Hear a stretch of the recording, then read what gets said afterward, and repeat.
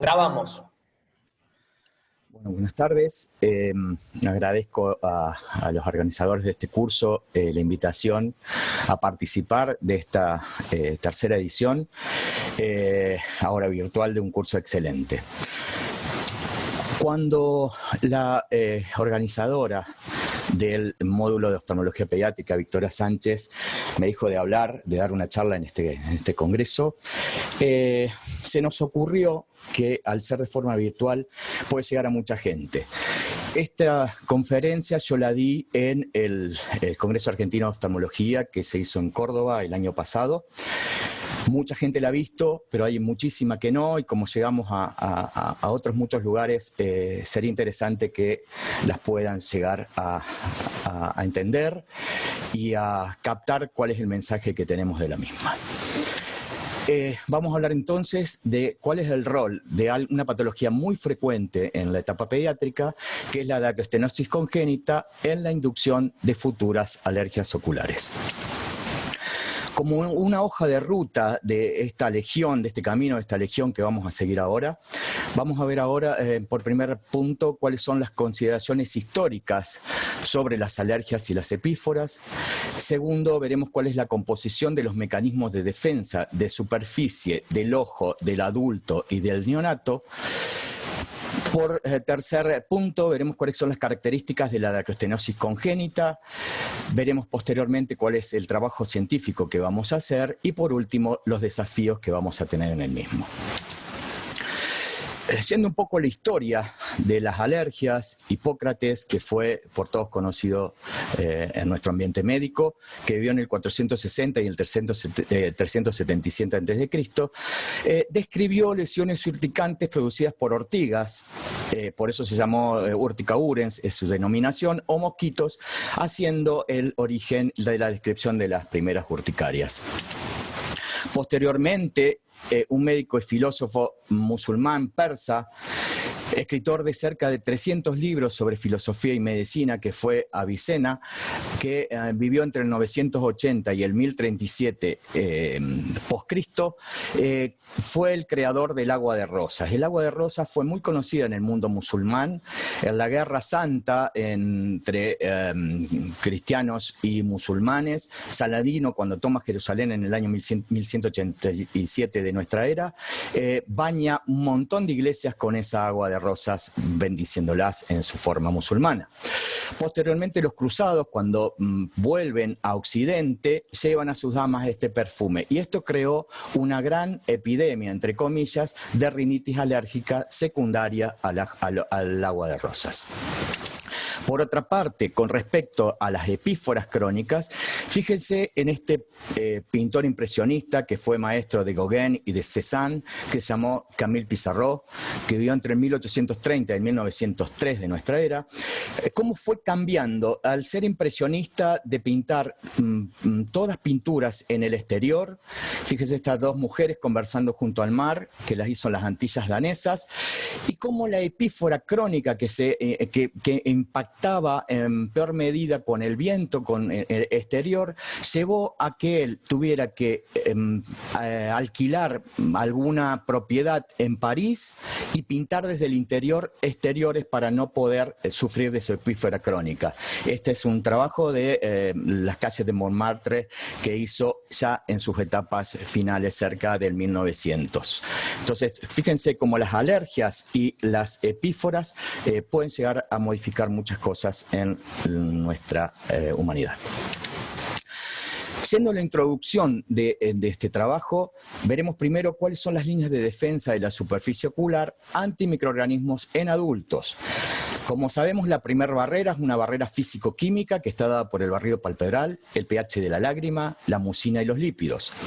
Hay dentro de esa primera barrera también una barrera bacteriológica que la da la lisozima y la lactoferrina, y por último la conocida barrera inmunológica en la que asuma esto la inmunoglobulina A secretora y la inmunoglobulina de tipo M.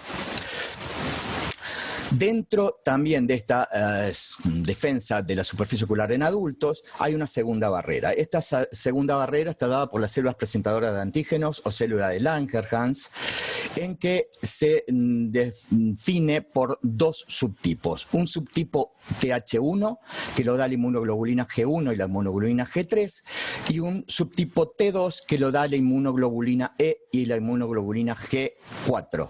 Es interesante que esto lo aprendamos bien para poder seguir el desarrollo de este trabajo.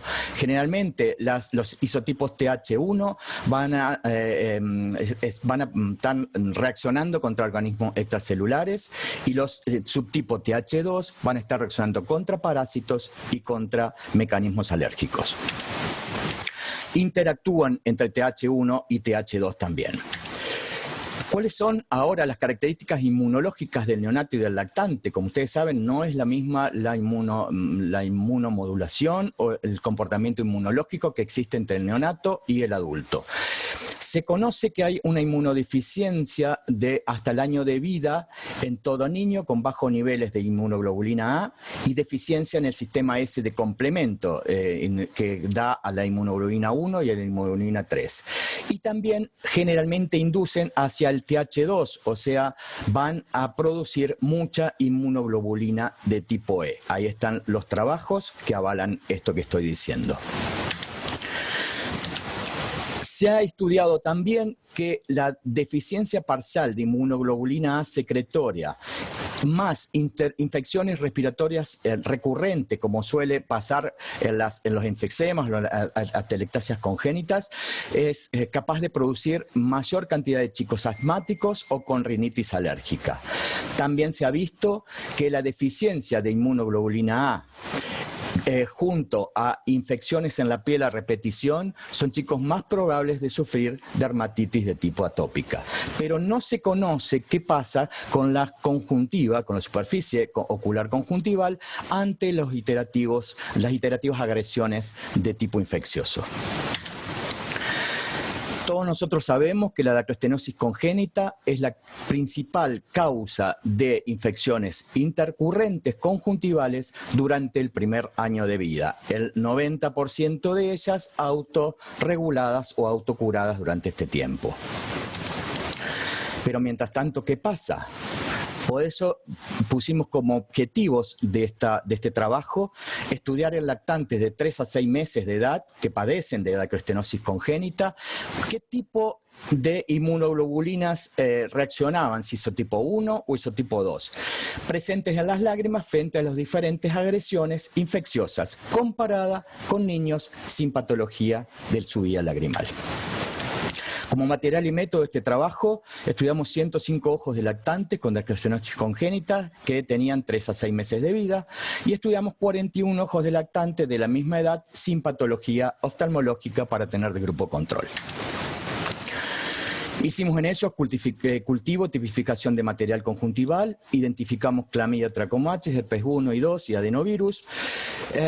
Vimos qué células infiltrantes había en el material conjuntival, determinamos la inmunoglobulina A, G y M en lágrimas, dosamos la inmunoglobulina E, cuantificamos los diferentes tipos de subclases de inmunoglobulina G y por último usamos el test SID-Student como significación estadística. ¿Qué resultados obtuvimos? Dentro de la distribución de pacientes, los pacientes normales, que eran 41, no tuvieron desarrollo 36 de esos y desarrollaron flora normal de la conjuntiva, que es el Staphylococcus epidermidis en 5 de ellos. Pero fíjense, un altísimo porcentaje de los casos, 81 contra 18 y 6, fueron a predominio de coco con respecto a los bacilos y a los virus. Sobre todo, lo que predominó en este estudio fueron los estreptococos SP. Altísimo el porcentaje entonces de cocos, sobre todo estreptococos. ¿Qué más vimos en este estudio? Que los niveles de inmunoglobulina A, que ustedes sabían que eran bajos en niños, normales, fíjese qué bajo que es, tuvieron una respuesta baja en los cocos, más alta y muy alta en bacilos y más baja en virus. O sea, la inmunoglobulina A tenía más respuesta en bacilos que eran menos frecuentes que los cocos, que son las células de defensa más importantes que tenemos de inmunoglobulina en los adultos. Con respecto a los inmunoglobulinas de tipo M, en los normales era nada, en los cocos había una respuesta que era similar básicamente en los 3 tipos de patógenos, cocos, bacilos y virus. La respuesta de inmunoglobulina M, que es en fase aguda, era similar. ¿Qué pasaba con la inmunoglobulina E? Recuerden que los más frecuentes eran los cocos, tenían una alta respuesta a inmunoglobulina E, más bajas eran en los bacilos y eran importantemente reactivas en los virus, pero los virus eran muy poco frecuentes. O sea, una alta respuesta en cocos mayores que en bacilos con respecto a la inmunoglobulina E, productora posiblemente futura alergia. Con respecto a las inmunoglobulinas G, ¿qué pasó? La inmunoglobulina G era de una característica en cocos, mucho más alta en bacilos y mucho más alta en virus. Pero lo que importa acá no es qué respuesta de inmunoglobulina G tenían, sino a qué subtipo de inmunoglobulina G. Y fíjense, la respuesta en inmunoglobulina G era alta en G4 en cocos, más alta que en bacilos, mucho más alta en virus, pero esto es lo que quiero que vean, era mucho más alta en cocos, que son los más frecuentes, que en bacilos, y por ende las inmunoglobulinas G1 y G3, que son las que presentan antígenos de tipo 1, no productora de alergia, eran más alta en bacilos y muy baja la respuesta inmunológica en los cocos. Como conclusiones, ¿qué vimos? Que el agente etiológico más frecuente aislado de la carcinosis congénita en lactantes de 3 a 6 meses, por lejos fue el streptococo. Que la síntesis de inmunoglobulina A secretora, IgG, IG1 y G3, presentadora de antígenos tipo 1, es inducida en mayor cantidad por bacilos que en cocos, pero vimos que en cocos la etiología era mucho menor en bacilos que en cocos. Y por último, que los virus y cocos producen respuesta inmunológica a predominio IgG4 e IgGE, que son, como vimos anteriormente, factores inductores de posibles cambios proalérgicos. ¿Cuáles son los desafíos que nos hemos propuesto? Y por esto esta charla la hago pública.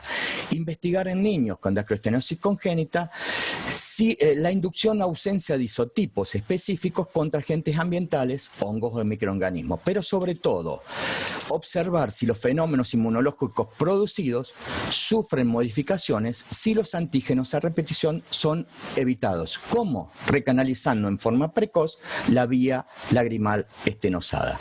Para sintetizarlo, ¿qué haríamos? El lactante con dacroestenosis congénita, esto es lo que vamos a estudiar en el futuro, hacerles cultivo, tipificación antibiograma, dosaje de inmunoglobulinas en lágrimas y ver si la inmunoglobulina A está baja, la inmunoglobulina E está alta y la inmunoglobulina G4 está alta, factor posiblemente proalergénicos, hacer un sondaje precoz alrededor de los 6 meses de vida. Ahora, si en ese dosaje de inmunoglobulinas la inmunoglobulina A protectora da alta y la inmunoglobulina E y G1 y G3, perdón, la E da baja y la G1 y G3 dan alta, ese niño se hace el sondaje habitual como hacemos habitualmente a los 12 meses de vida. Esto está todo, este trabajo está presentado en los archivos de oftalmología de la Sociedad Argentina de Oftalmología en el año 2008. El que lo quiere ver lo puede chequear ahí.